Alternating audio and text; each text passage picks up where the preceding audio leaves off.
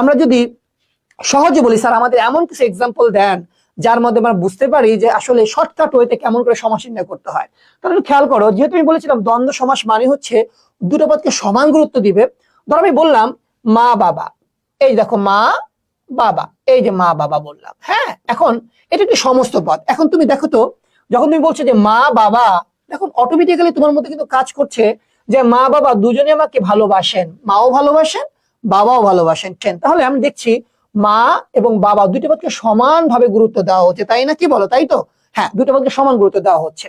এবং মনে রাখবো আমরা যখন দুটো পদকে সমান গুরুত্ব দেওয়া হবে, মানে উভয় পদকে প্রাধান্য দেওয়া হবে, তখন সেটা হয়ে যাবে দ্বন্দ্ব সমাসের এক্সাম্পল। এটা কিন্তু কোনো সমাসকে আলাদা করে বোঝাচ্ছে না, বেশি পূর্বপদকে প্রাধান্য দিচ্ছে না, পরপদকে বেশি প্রাধান্য দিচ্ছে না, দুটো পদকে সমান প্রাধান্য দিচ্ছে।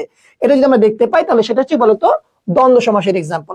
এবার ধরো অব্যবহার সমাস আমরা চিনবো কিভাবে করে? অব্যবহার সমাসে বলছিলাম পূর্বপদকে বেশি প্রাধান্য দিয়ে থাকে। কিভাবে বলতো? পূর্বপদকে বেশি প্রাধান্য দিয়ে থাকে। আরো একটা কথা মনে রাখা যায়, সেটা হচ্ছে কি, অব্যবহার সমাসে সবসময় তার পূর্বপদে উপসর্গ থাকবে। যখনই তুমি কোনো সমাসের পূর্বপদে উপসর্গ দেখবা, তখনই সেটা 90% কেসে সেটা হচ্ছে অব্যয়ভাব সমাসের দিকে চলে যাবে। কিছু সমাস আছে যেগুলো উপসর্গ থাকার পরেও অন্য সমাস হয়ে যায়। অব্যয়ভাব সমাসের পূর্বপদকে প্রাধান্য দিয়ে থাকবে। যদি পূর্বপদকে প্রাধান্য দেয় এবং তার পুরো শুরুতে যদি উপসর্গ থাকে এবং ওই উপসর্গের অর্থ যদি প্রধান রূপে প্রতীয়মান হয়, হ্যাঁ, তখন সেটাকে আমরা বলবো হচ্ছে অব্যয়ভাব সমাস। আসলে আমরা একটু খেয়াল করে দেখি। এই যে ধর আমি বললাম জেলা, হ্যাঁ, এই যে জেলা। স্যার আপনার বাড়ি কোন জেলায়? আমি বললাম আমার বাড়ি হচ্ছে মাদারীপুর জেলা। স্যার আপনার উপজেলা কোনটা? এই যে দেখো উপজেলা। এই যে যখনই আমি উপজেলা বলছি, এবার আমাকে বলো তো জেলার আয়তন যতটুকু উপজেলার আয়তন কি ততটুকুই? না, এখানে দেখো জেলাকে কিন্তু প্রাধান্য দেওয়া হচ্ছে না, বোঝানো হচ্ছে উপজেলা। মানে এই উপ হচ্ছে একটা উপসর্গ। দেখো এর কোনো নিজস্ব কোনো কিন্তু অর্থ নাই। এটা কি করেছে? শব্দের আগে বসেছে। এবং দেখো এখানে জেলাকে না বুঝিয়ে এখানে এই উপ বলতে ক্ষুদ্রকে বোঝানো হচ্ছে, অর্থাৎ ক্ষুদ্র যে জেলা তার নামই হচ্ছে উপজেলা। তার মানে এখানে এই উপসর্গের অর্থটাকে প্রধান রূপে প্রতিমান করা হয়েছে ক্ষুদ্র অর্থে। তার মানে দেখা যাচ্ছে এখানে জেলাকে বেশি প্রাধান্য দেওয়া হলো না। জেলাকে না বুঝে এখানে কি বোঝানো হচ্ছে বলতো? ক্ষুদ্র যে জেলা সেটাকে আমরা উপজেলা বলছি। তার মানে এখানে উপসর্গের অর্থটাকে প্রাধান্য দেওয়া হয়েছে। ক্ষুদ্র জেলা এটা হচ্ছে তার ব্যাস বাক্য। আশা করি তোমরা বুঝতে পেরেছো। তার মানে আমরা শিখলাম অব্যয়ভাব সমাসে পূর্বপদের উপসর্গ থাকবে, সবসময় মনে রাখবা। এবং কি বলতো, এই উপসর্গের অর্থটাই প্রধান রূপে প্রতিমান হবে বলে এই সমাসটা হচ্ছে পূর্বপদ প্রধান সমাস, মনে রাখবা। এরপরে আসে আমরা দেখি কর্মধারয়, তৎপুরুষ এবং হচ্ছে বহুব্রীহি সমাস। মনে রাখবা দ্বিতক যে শব্দটা আছে, দ্বিতক, এই যে দ্বিতক, এই শব্দটা মনে রাখবা। এই দ্বিতক শব্দটা মানে হচ্ছে দ্বিগু, ত মানে তৎপুরুষ এবং ক মানে কর্মধারা। এই তিনটি সমাসই পরপদ প্রধান সমাস। এখন ঘটনা হচ্ছে আমরা কেমনে করে মনে রাখবো কোন সমাসগুলো কেমন হয়? মনে রাখবা এর মধ্যে তৎপুরুষ সমাসটা যেটা আছে এটা কিন্তু পরপদ প্রধান সমাস, তাই তো?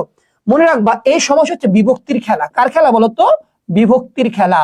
বিভক্তি দিয়ে এই সমাস নির্ণয় করতে হবে। ব্যাস বাক্যে বিভক্তি ছিল, কিন্তু সমস্ত সেই বিভক্তি যদি হারিয়ে যায় তখন সেটাকে আমরা বলি হচ্ছে তৎপুরুষ সমাস। আমি একটা এক্সাম্পল দেখাই। বললাম দেশকে ভঙ্গ, এই যে দেশ, দেশ ভঙ্গ, এই যে দেখো দেশ ভঙ্গ বললাম, দেশ ভঙ্গ। এখন তুমি দেশ ভঙ্গ মানে কি বোঝো বলো তো? তুমি বলেছো দেশ ভঙ্গ মানে দেশকে ভঙ্গ করা বোঝায়, দেশকে ভঙ্গ করা, এই তো নাকি? দেশকে ভঙ্গ। দেখো আমি দেখতে পাচ্ছি ব্যাস বাক্যে একটা বিভক্তি চলে আসছে, বিভক্তি হচ্ছে কে বিভক্তি, কিন্তু দেখো সেটা সমস্ত পদে হারিয়ে গেছে। এটা সহজ সত্য কি, যখনই আমি কোনো সমস্ত পদকে ব্যাস বাক্য বানাবো তার মধ্যে যদি কোনো বিভক্তি চলে আসে এবং সেই বিভক্তি যদি দ্বিতীয়া, তৃতীয়া, চতুর্থী, পঞ্চমী, ষষ্ঠী বা সপ্তমী বিভক্তি হয় এবং তার নাম অনুসারে এর নাম হয়ে যাবে, যেমন এটা হচ্ছে দ্বিতীয় বিভক্তি, এটা হবে দ্বিতীয় তৎপুরুষ সমাস। এই তৎপুরুষ সমাসের বেলায় আমরা শিখলাম এই সমাসে কি বলতো? ব্যাস বাক্যে বিভক্তি থাকবে কিন্তু সমস্ত সেই বিভক্তিটা হারিয়ে যাবে। যখন এই ঘটনা ঘটবে তখন সেটা হচ্ছে কি বলতো? তৎপুরুষ সমাসের এক্সাম্পল। দ্বিগু সমাসটা এমন একটা সমাস, মনে রাখবা এই সমাসে পুরো পদটা, পুরো পদ সব সময় সংখ্যাবাচক হবে। তার মানে এটা কিন্তু চেনা সব থেকে ভালো একটা মাধ্যম। যে সমাসে পূর্বটা সংখ্যাবাচক হবে সেটা মোটামুটি ভাবে 99% কিছু তুমি দেখবা সেটা হচ্ছে দ্বিগু সমাসের এক্সাম্পল হবে। সংখ্যা দিয়ে আরেকটা সমাস হয়, সেটা হচ্ছে সংখ্যাবাচক বহুব্রীহি সমাস, সেটা আমি একটু পরে আলোচনা করব। আগে আমরা শেখার চেষ্টা করি দ্বিগু সমাসে কি বলতো? পূর্বটা সংখ্যা থাকে। যেমন ধর আমি একটা এক্সাম্পল তোমাদের দেখাই, চৌরাস্তা, এই যে দেখো চৌরাস্তা। এখন তুমি আমাকে বলো এই যে চৌরাস্তা যে বললাম, চৌ মানে কি বোঝায় বলতো? চৌ মানে চারকে বোঝায়। তার মানে এটি তো সংখ্যাবাচক শব্দ, তাই তো? ধর আমি বললাম ষড়ঋতুর দেশ বাংলাদেশ, এই যে দেখো ষড়ঋতুর দেশ বাংলাদেশ। এবার আমাকে বলো তো ষড় মানে কি বোঝায়? ষড় মানে 6 বোঝায়। হ্যাঁ দেখো এখানে কিন্তু চারটাকে বোঝাচ্ছে না, রাস্তাটাকে বোঝাচ্ছে। এখানে 6কে বোঝাচ্ছে না, মূলত ঋতুটাকে বোঝাচ্ছে। দেখো পরপদের অর্থ কিন্তু প্রাধান্য পেয়েছে। তার মানে যে সমাসে পরপদের অর্থ প্রাধান্য পাবে এবং তার পূর্বটা যে সংখ্যাবাচক হয় তখন সেটা কি বলতো দ্বিগু সমাস হয়ে যাবে। আমরা কর্মধারা কিভাবে শিখবো? মনে রাখবো যে সমাসের কি বলতো, যে সমাসের পরপদের অর্থ প্রাধান্য দেয় এবং তার পূর্বতে কোনো সংখ্যাবাচক থাকে না এবং ব্যাস বাক্য বানানোর সময় কোনো বিভক্তিও আসে না, সেটা হচ্ছে কর্মধারা সমাস। একটু সহজ করে বললে কিভাবে বলা যায়? মনে রাখবা যে দ্বন্দ্ব সমাস যে আমরা শিখলাম, দ্বন্দ্ব সমাস হচ্ছে যখন তুমি চিন্তা করবা তখন দেখবা দ্বন্দ্ব সমাসে দুটি পদের ছবি তোমার কাছে সমানভাবে ভেসে উঠবে।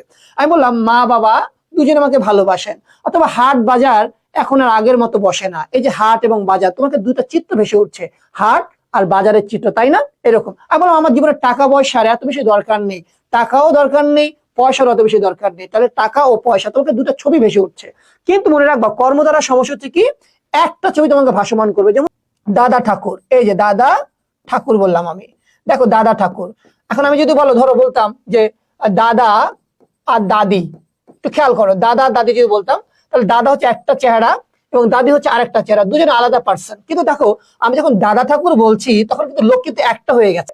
কর্মধারা সমাজে সব সময় একটা মতো জিনিসকে বোঝাবে এবং মনে রাখবে এটা সবসময় পরপদে যে অর্থ, সেই অর্থটাকে বেশি প্রাধান্য দিয়ে থাকবে। শিক্ষার্থী, এটা আসলে মোটামুটি বোঝানোর জন্য একটা বোঝানো, কিন্তু আমাদের যে মূল যে বোঝা সেটা কিন্তু এখনো শুরু হয়নি।